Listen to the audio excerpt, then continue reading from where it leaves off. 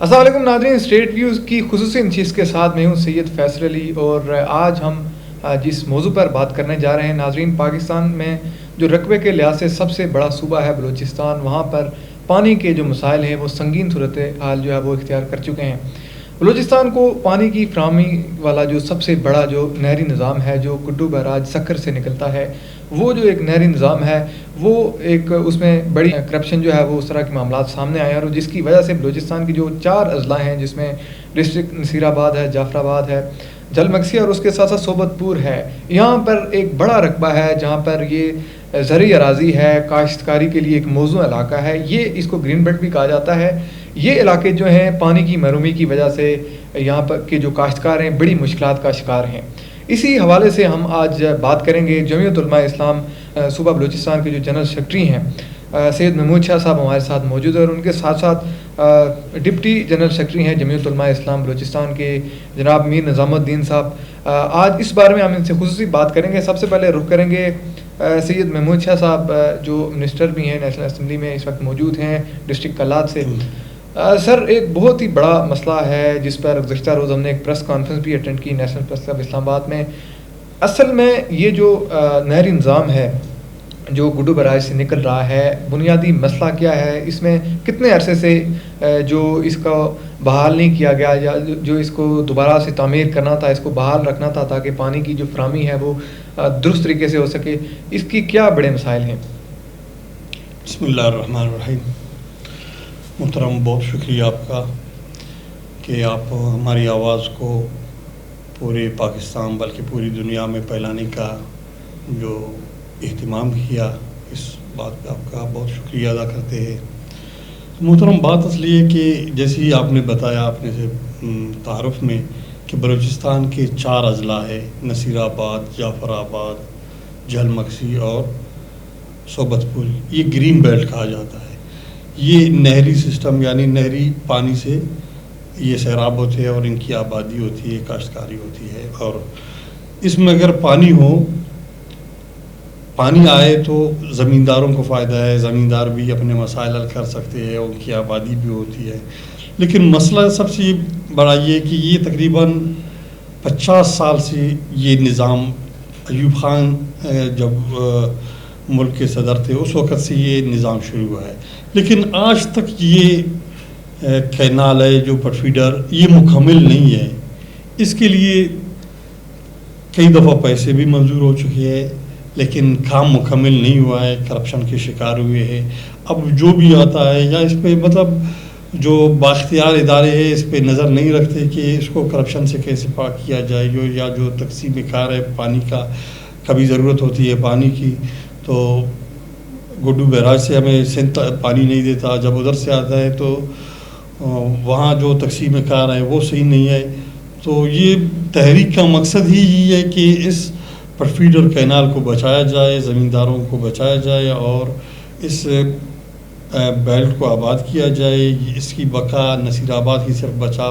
بقا نہیں ہے بلکہ میں کہتا ہوں بلوچستان پورے پاکستان کی بقا ہے۔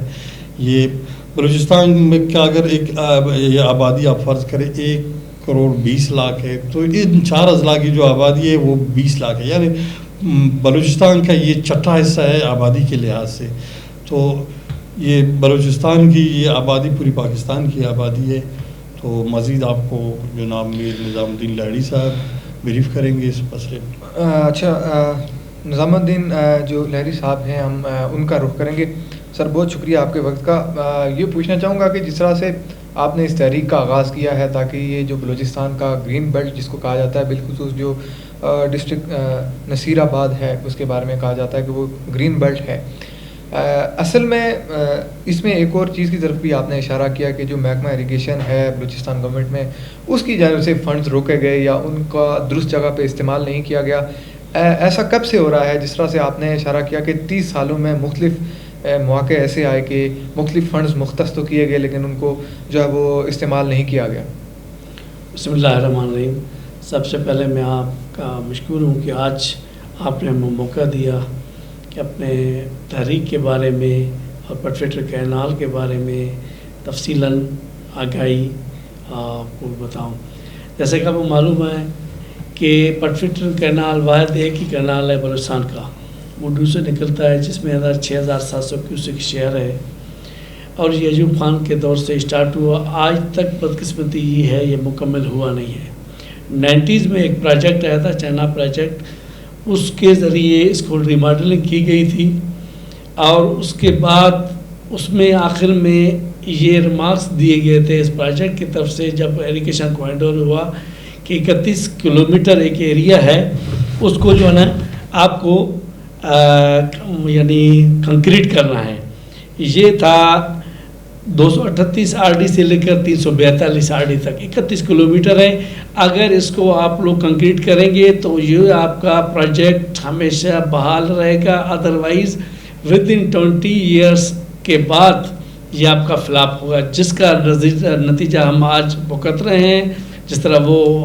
پروجیکٹ والوں نے اپنے جان چھڑا لیا، ایریگیشن کے حوالے کر دیا، ایریگیشن نے اس کو سنبھالا نہیں، سیلاب آتے گئے، فنڈنگ وقتاً فوقتاً ان کو ملتا گیا، لیکن ایریگیشن کے وہاں کے جو سیاسی مداخلت ہے، سب سے پہلے اس پروجیکٹ تباہی کا ذریعہ وہ بنے ہیں۔ پیسے آتے گئے ہیں، ان کو منمانیاں ہیں، ایکسین بھی اپنا وہ رپورٹ کراتے ہیں، اور سیئر بھی اپنا رپورٹ کراتے ہیں، ایون کے داروغہ بھی اپنا رپورٹ کرواتے ہیں۔ تو اس طرح سیاسی لوگ آ کے اس ادارے کو تباہی کے باعث بنے ہیں، اور تباہی اس کا شروع اس وقت ہوا 2007 میں بھی ہمارے پاس فلڈ آیا تھا، 2010 میں، 2012 میں، 2018 میں، 2020 میں بھی ابھی لیٹسٹ پوزیشن یہ ہے کہ فلڈ آیا تھا۔ تو یہ نظام اس طرح درم برم ہوتا گیا، لیکن اس کی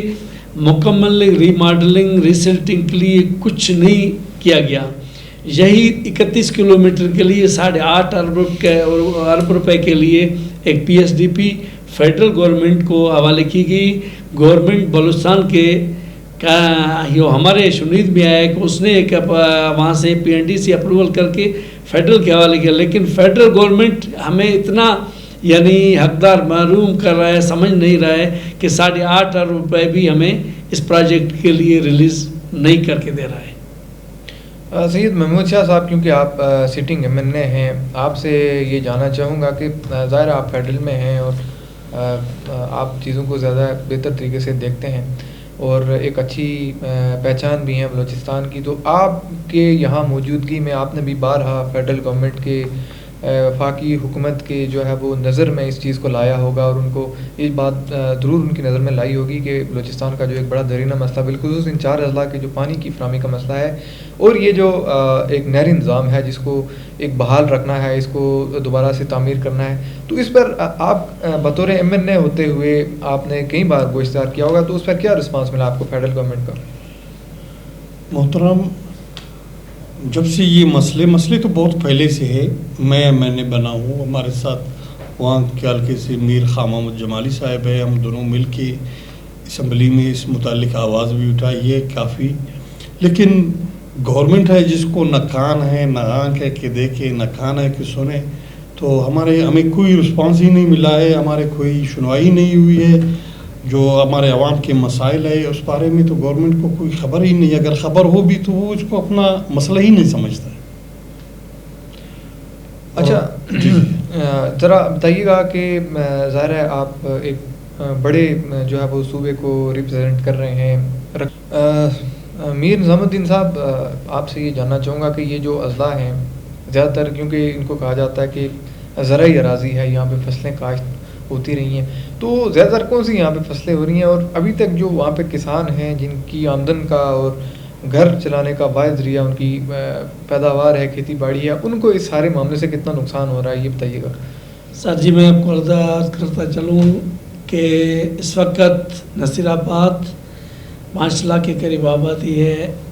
جعفر آباد 5 لاکھ کے قریب آبادی ہے، صحبت پر 2 لاکھ کے قریب، جھل مکسی اس کے علاوہ ہے، جھل مکسی کا بھی کچھ حصہ جو ہے نا اسکرین بیلٹ میں آ رہا ہے، تو وہاں مین فصل جو کاشت ہوتی ہے چاول کی، اور چاول پچھلے یعنی ان سالوں میں ریڈیوز ہوتا ابھی 30% پہ جا کے رہ گیا ہے۔ وہاں پہ میں آپ کو یعنی شاید یہ ایوانوں میں بھی پتہ نہیں اور مقتدر حلقوں کو بھی معلوم نہیں، وہاں کم و بیش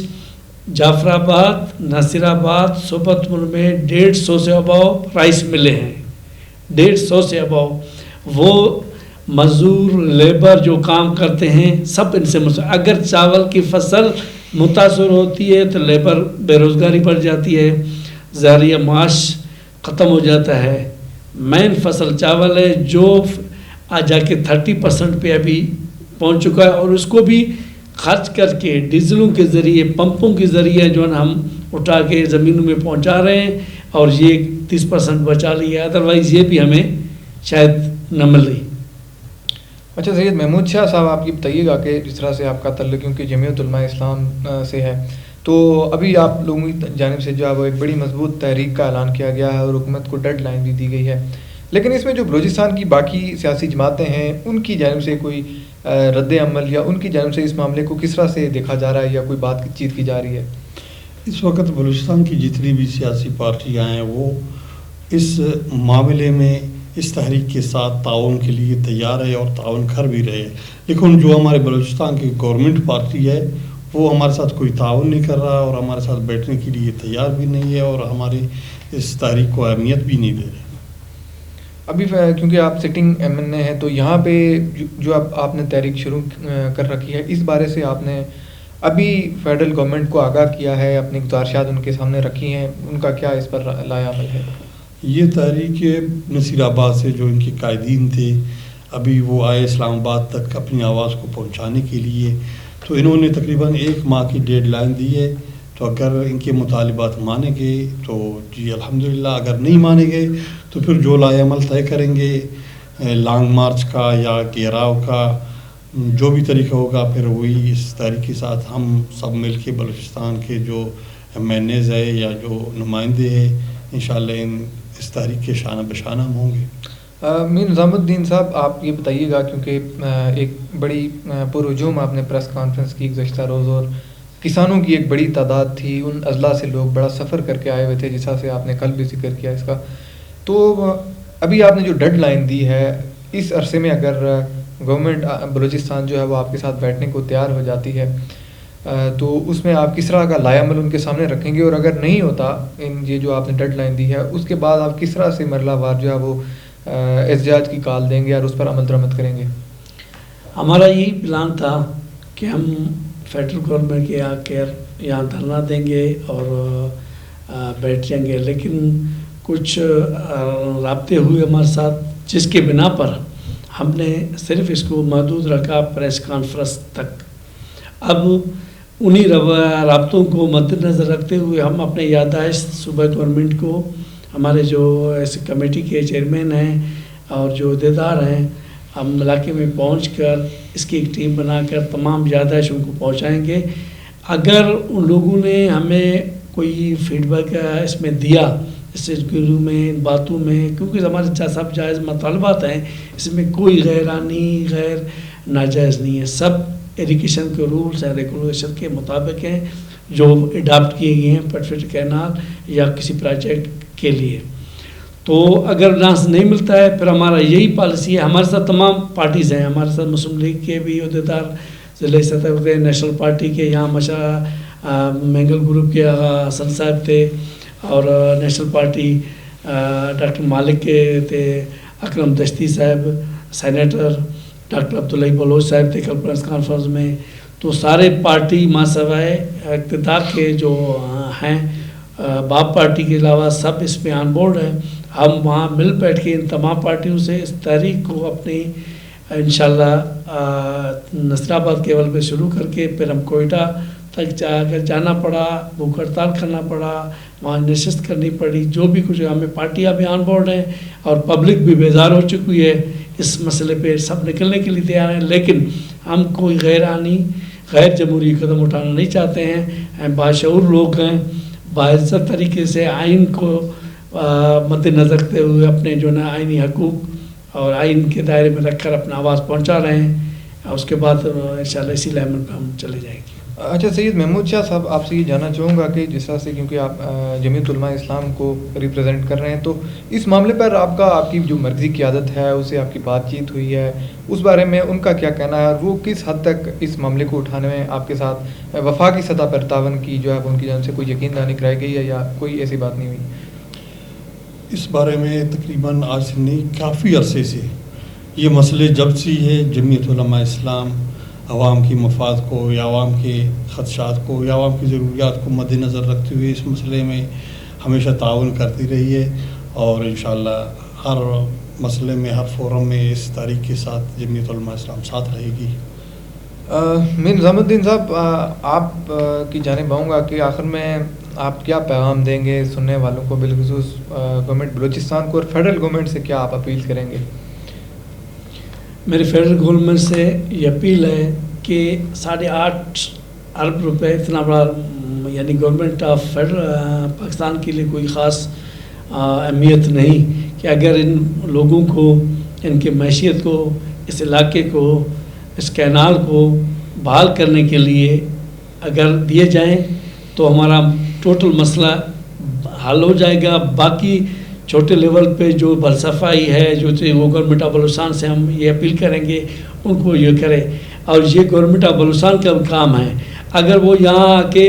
بین الصوبائی رابطہ میں رہتے ہیں اپنا شیئر لینے کے لیے سندھ سے، اس کے لیے بھی ان سے ہم اپیل کریں گے اپنا برابر شیئر ہمیں دلائیں، اور یہاں پہ اپنے حق کے لیے آواز بلند کریں۔ اگر ان کو صحیح نہیں جاتی، پبلک ان کے ساتھ ہے، اگر وہ بھی نہیں کرتے ہیں مجبوراً پھر ظاہر ہے ہم اپنے احتجاج کو جاری رکھیں گے۔ اور گورنمنٹ کے لیے یہ اتنا بڑا مسئلہ نہیں، لیکن جس طرح اگر پہلے ہائی لائٹ نہیں تھا، ایوان میں بیٹھے ظاہر ہے جو لوگوں نے بات اٹھائی ان کی بھی نہیں سنی گئی، اب اتنا تحریک شروع ہو گیا ہے تو ان کو اس بات پہ توجہ دینا فرض بنتا ہے۔ اچھا، ساتھ میں یہ بھی بتا دیں کیونکہ یہ بھی کہا جاتا رہا ہے کہ جو بلوچستان کو پانی جا رہا ہے اس میں جو صوبہ سندھ ہے وہاں کی جو صوبائی انتظامیہ ہے، صوبائی حکومت ہے، اس کی جانب سے بھی کچھ مسائل کا سامنا رہا ہے، تو کیا ابھی وہ مسائل برقرار ہیں یا ابھی سندھ والوں کے ساتھ آپ کے کوئی شکوے نہیں ہیں؟ بالکل ہمارے شکوے ہیں، ہمیں برابر شیئر وہاں سے نہیں دی جا رہی ہے۔ 6700 کیوسک 109 ایک پوائنٹ ہے جہاں سے ہمارا ڈسٹریبیوشن جو ہے نا ہوتا ہے، اس سے 0 سے لے کر 109 تک جو تجاوزات ہیں کینال میں سندھ کے ایریا ہے اس کو ہٹایا جائے۔ اس کی مثال یہ ہے کہ اگر کرتر کینال اور رئیس کینال، دادو کینال، یہ 3 کینال تھے سکھر میں، ان کے تجاوزات سندھ گورنمنٹ نے ہٹائی ہے، یہ بھی ان کا ایریا ہوتا ہے، اس کو ان کا فرض بنتا ہے ان تجاوز کا ہٹائے، اور اس کو ریماڈلنگ وہ اپنے سے میں لے لیں، وہاں سے 109 سے ہمارا شیئر ہمیں برابر دے دیں، جس کے لیے یہ ذمہ داری بین الصوبائی ہے، صوبائی گورنمنٹ کا ہے کہ ان سے رابطے میں رہیں۔ ہمارا آواز ہے، ہم اپنا آواز اٹھا رہے ہیں۔ بہت شکریہ سید محمود شاہ صاحب، صوبائی جنرل سیکرٹری جمعیت علماء اسلام، اور ان کے ساتھ ساتھ میر نظام الدین صاحب ہیں، صوبائی جنرل سیکرٹری ہیں جمعیت علماء اسلام کے، یہ ہمارے ساتھ موجود تھے۔ اور پاکستان کا جو سب سے بڑا صوبہ ہے رقبے کے لحاظ سے، اور اس میں جو 4 اضلاع ہیں جو گرین بیلٹ کہلائے جاتے ہیں زرعی پیداوار کے حوالے سے، ان میں پانی کے ایک درینہ مسئلے کو لے کر ہم نے ان سے گفتگو کی ہے۔ بنیادی ان کا مطالبہ یہی ہے کہ جو گڈو بیراج سے جو بلوچستان کا واحد جو نہری نظام ہے وہ جا رہا ہے، اس میں مختلف طرح کی تجاوزات ہیں، جس کو ہٹانے کے لیے ان کو اس نہری نظام کو فعال رکھنے کے لیے تاکہ پانی کی جو فراہمی ہے وہ مؤثر انداز سے ہوتی رہے بلوچستان میں، مختلف مراحل میں، مختلف اوقات میں کئی منصوبہ جات سامنے آئے اور بڑے فنڈز مختص کیے گئے، جس میں جو محکمہ ایریگیشن ہے گورنمنٹ آف بلوچستان کا، اس کی جانب سے نہ صرف ان فنڈز میں خربت کیا گیا بلکہ جو بلوچستان حکومت ہے اس کی جانب سے کچھ ایسٹیمیٹڈ کاسٹ بنا کے دی گئی تھی اس نہری نظام کو فعال رکھنے کے لیے فیڈرل گورنمنٹ کو، اور فیڈرل کی جانب سے بھی اس پر کوئی دھیان نہیں دیا جا رہا۔ یہ جو رہنما ہیں جو ہمارے ساتھ موجود ہیں، انہوں نے اس معاملے کو لے کر ایک تحریک کا آغاز کر دیا ہے، جس میں جو ہزاروں کی تعداد میں کسان ہیں جو ان 4 اضلاع سے تعلق رکھتے ہیں، جس میں نصیر آباد، جعفر آباد، صوبت پور اور جل مکسی سے کاشتکاروں کی ایک بڑی تعداد ہے، جن کا جو آمدن کا اور جو گھر چلانے کا جو واحد ذریعہ ہے وہ یہی کھیتی باڑی اور یہی فصلوں کی پیداوار ہے۔ پانی کی مؤثر فراہمی نہ ہونے کی وجہ سے ہزاروں کی تعداد میں ان کاشتکاروں کو بڑے مسائل کا سامنا ہے۔ وہیں یہ جو پانی کا مسئلہ ہے یہ ایک مستقل مسئلے کی صورت میں بلوچستان کی طرف گزشتہ کئی سالوں سے جو ہے کئی برسوں سے دیکھا جا رہا ہے۔ انہوں نے ایک مؤثر تحریک کا آغاز کر دیا ہے اور حکومت بلوچستان کو انہوں نے ایک ڈیڈ لائن دی ہے کہ اس عرصے میں اگر ان سے بات چیت کی جاتی ہے اور ان کے جو مسائل ہیں، جو پانی کا مسئلہ ہے اس کو ایڈریس کیا جاتا ہے، اس پر کوئی لائحہ عمل اختیار کیا جاتا ہے، تو اس صورت میں یہ بات چیت کے لیے بھی تیار ہیں اور یہ اس مؤثر حکمت عملی کو جو ہے وہ جو بلوچستان حکومت کی طرف سے اگر اپنائی جاتی ہے تو یہ ان کے لیے قابل قبول بھی ہوگی۔ لیکن اگر ڈیڈ لائن کے گزرنے کے بعد بھی اگر حکومت بلوچستان کی جانب سے ان کے جو مسائل ہیں، جو پانی کا مسئلہ ہے، جو ایک واحد نہری نظام کا فعال رکھنے کا جو معاملہ ہے اس کے لیے کچھ اقدامات نہیں کیے گئے تو لانگ مارچ، دھرنے اور اس کے ساتھ ساتھ بڑے جلسے اور عوامی احتجاج کی صورت میں یہ تحریک جو ہے وہ زور پکڑے گی۔ اسٹیٹ ویوز کے آج کی اس خصوصی نشست سے اجازت دیجیے، آپ سے پھر ملاقات ہوگی۔ اللہ حافظ۔